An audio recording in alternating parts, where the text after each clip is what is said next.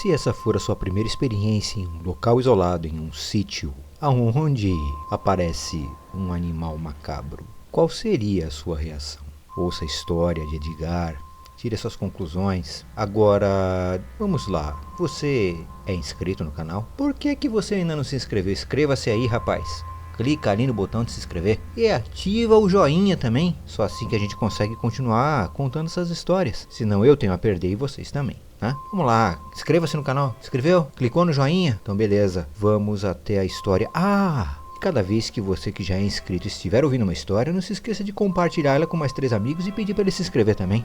Fora que eu sempre fico esperando vocês mandarem os seus relatos também, gente. Manda pro e-mail que tá aparecendo aí, né? Todo mundo tem a ganhar com isso, gente. Vamos lá.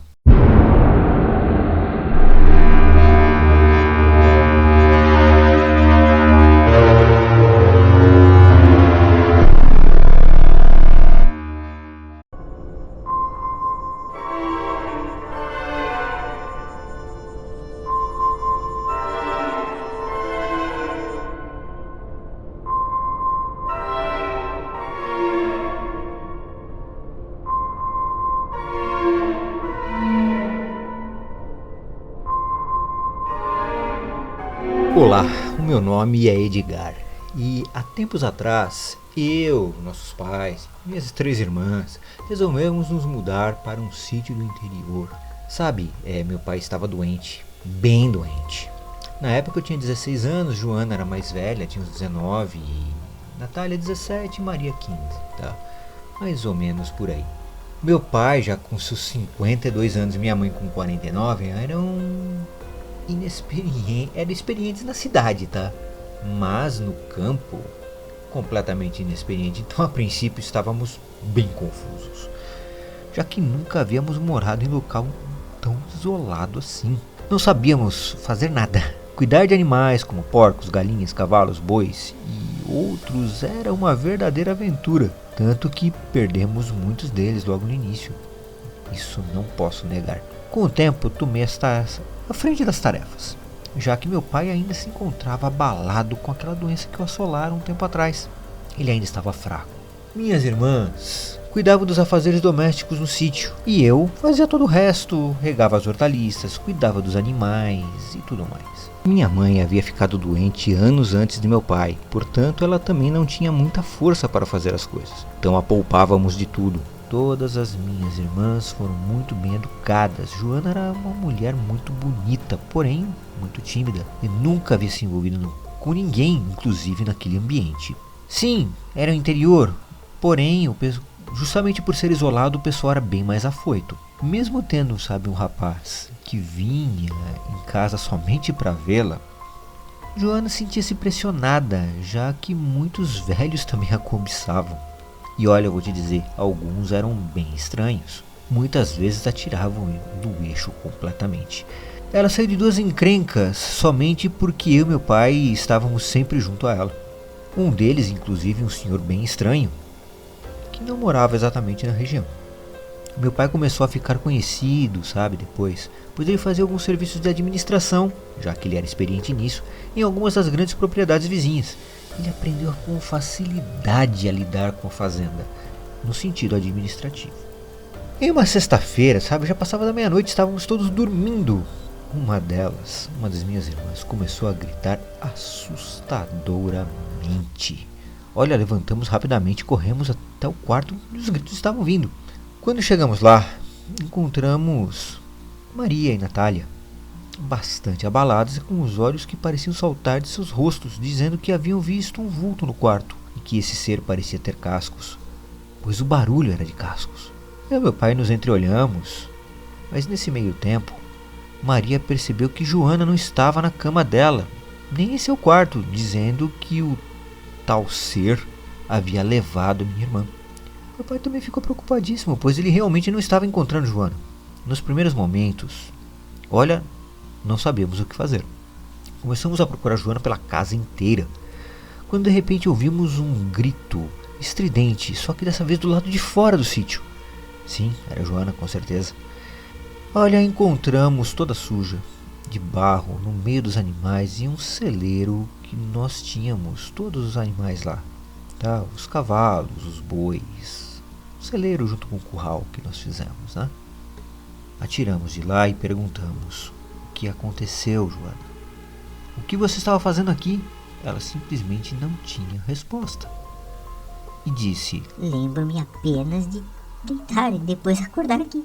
para completar, meu pai ficaria fora por aproximadamente uns 4 dias, sabe?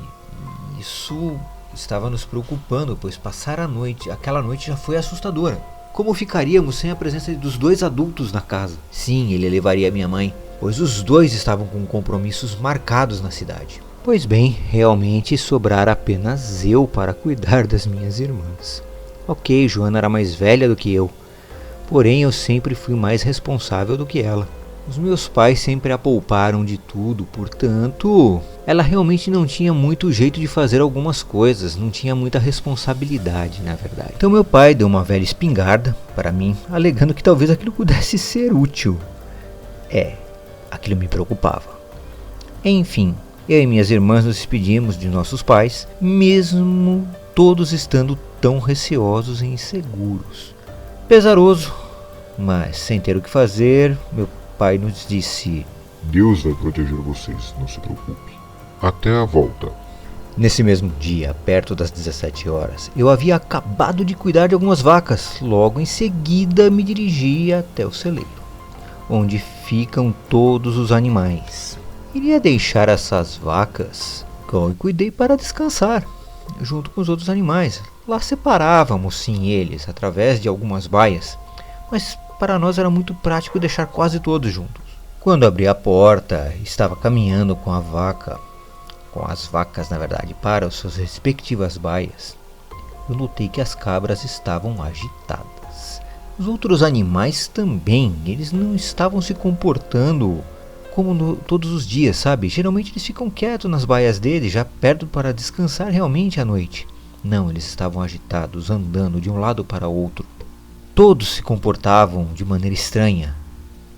Porém, eu percebi que isso girava em torno de um enorme bode preto, com uma postura muito estranha, imponente e perturbadora.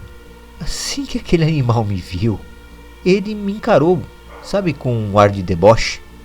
Eu fiquei meio assustado com aquilo. Olhei para todos os lados sem nada entender. Afinal, de onde apareceu aquele bicho?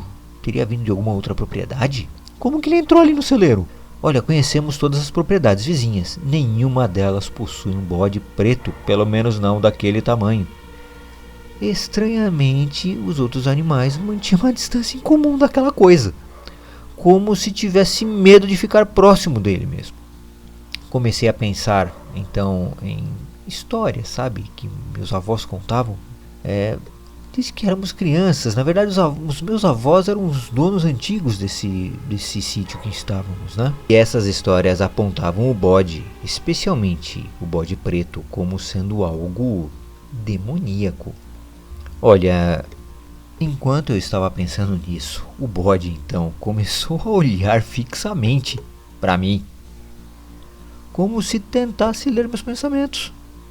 Sinceramente, eu me lembro que fiquei em quase que um transe por alguns segundos e de repente comecei a ouvir gritos. Gritos desesperados novamente.